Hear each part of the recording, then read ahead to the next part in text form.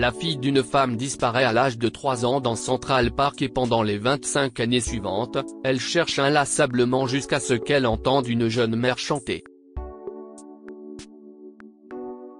Les parents qui emmenaient leurs enfants au parc étaient souvent troublés par l'apparition d'une femme plus âgée qui fixait leurs enfants avec avidité, puis détournait le visage avec déception. Carol Kincaid a hanté ce parc pendant 25 ans, et si les heureux papas et mamans avec leurs jeunes enfants avaient connu son histoire, ils auraient été encore plus troublés.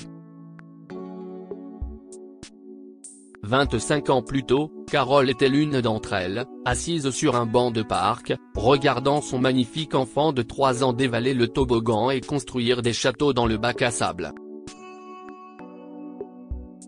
Mais tout son bonheur et toute sa tranquillité avaient été balayés en 7 secondes seulement.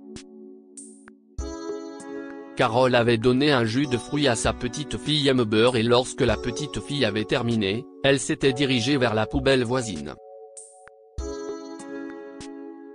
7 secondes, ça ne pouvait pas être plus ? Mais quand elle s'est retournée, Amber n'était plus là. Juste partie. Personne n'avait rien vu, rien entendu. Pendant des jours, le petit visage d'Amber était dans tous les journaux télévisés, et le monde entier la cherchait. Puis, quelques semaines plus tard, il semble que New York soit passé à autre chose. Un autre enfant a disparu, et Amber a été oubliée. Les amis et la famille de Carol, qui l'avaient initialement soutenue, sont restés à l'écart. C'était une chose d'Aider, quelqu'un a traversé la douleur de la mort, mais Amber était toujours en vie. Carol en était certaine. Elle était juste partie. Carol était suspendue dans un cauchemar.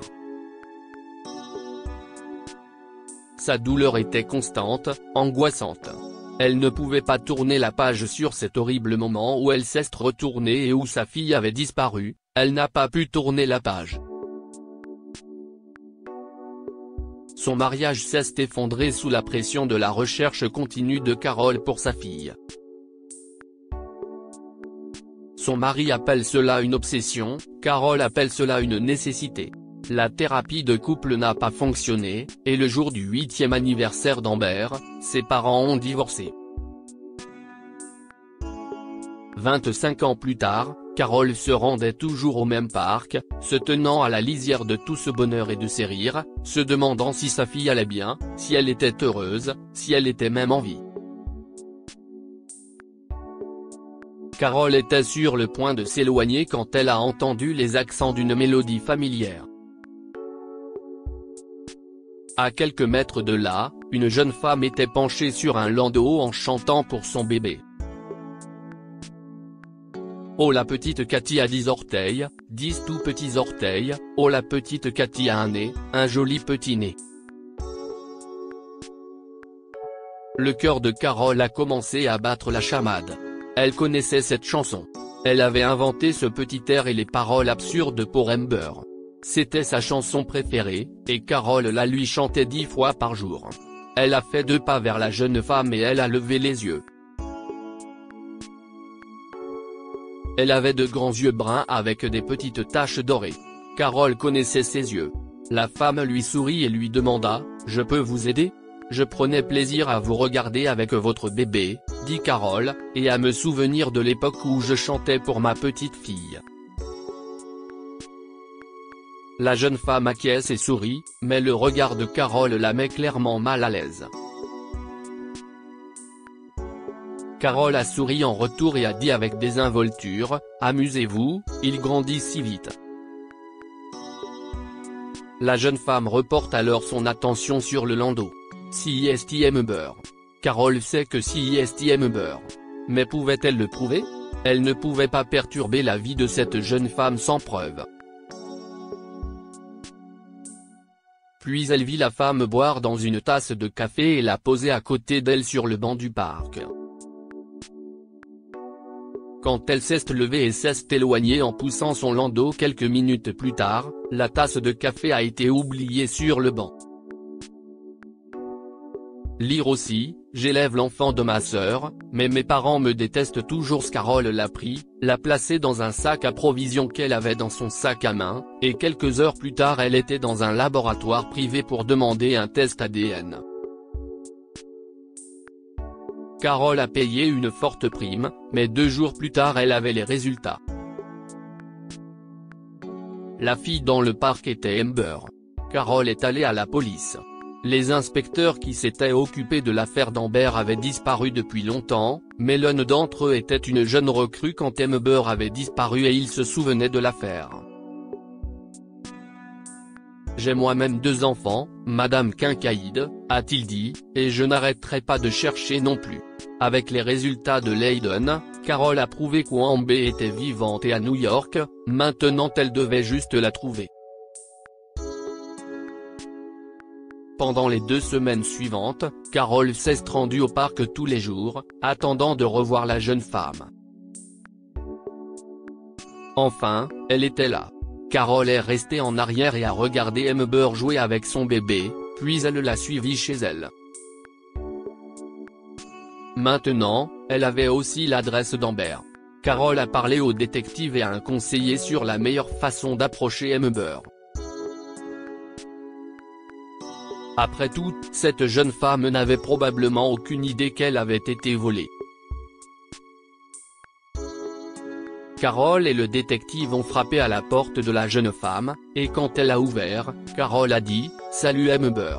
Il y a eu une lueur dans ses yeux, quelque chose comme de la reconnaissance. Puis la jeune femme s'est mise à rire. « Désolé, mauvaise adresse. Je suis Amy Bedreau. » Le détective s'est avancé. « Madame Bedreau, je suis de la police de New York et nous aimerions vous parler, si vous le voulez bien. » Amy Amber avait l'air inquiète. « Mon mari. Est-ce que quelque chose est arrivé à Kyle ? » « Non, non, » dit le détective, « tout va bien avec votre mari. Nous sommes ici pour parler de vous, de votre enfance. » Amber a levé les sourcils. La police de New York envoie des détectives pour parler aux gens de leur enfance ? Carole ne pouvait plus le supporter. Elle s'est lâchée, « Je suis ta mère, tu as été kidnappée. » Amber se lève. « Tu es folle. Sors de chez moi. » Carole s'est mise à chanter doucement, « Oh la petite Amber a 10 orteils, 10 minuscules orteils, oh la petite Amber a un nez, un joli petit nez qui fait un grand bruit quand il souffle. » Comment connais-tu cette chanson ? Amy Amber a crié. « Si est ma chanson, personne d'autre ne la chante. »« Je la chante, » dit Carole, « je l'ai inventée pour toi quand tu étais bébé. J'ai pris ta tasse à café, le test ADN prouve que tu es ma fille.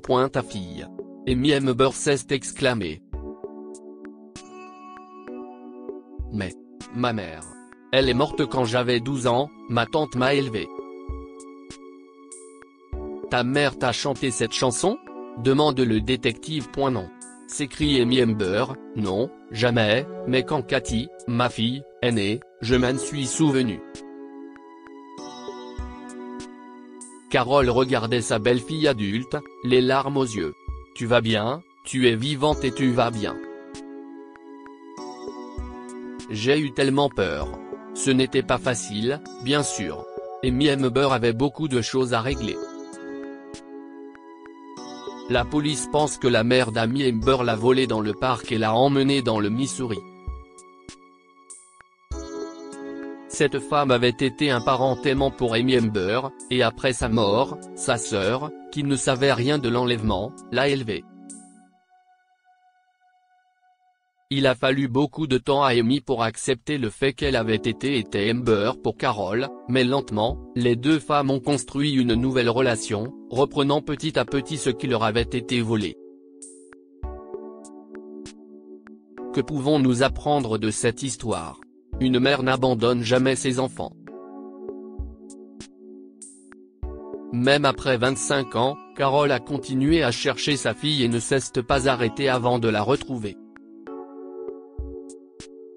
La perte d'un enfant est la plus grande douleur que l'on puisse éprouver. Carole n'a pas pu faire la paix avec sa perte, car son cœur lui disait qu'Wambe était toujours en vie. Partagez cette histoire avec vos amis. Elle pourrait égayer leur journée et les inspirer. Si vous avez aimé cette histoire, vous aimerez peut-être celle d'une petite fille qui a perdu la moitié de ses cheveux ainsi que ses cils à cause du stress. N'oubliez pas de vous abonner à Mon Mama sur Google News.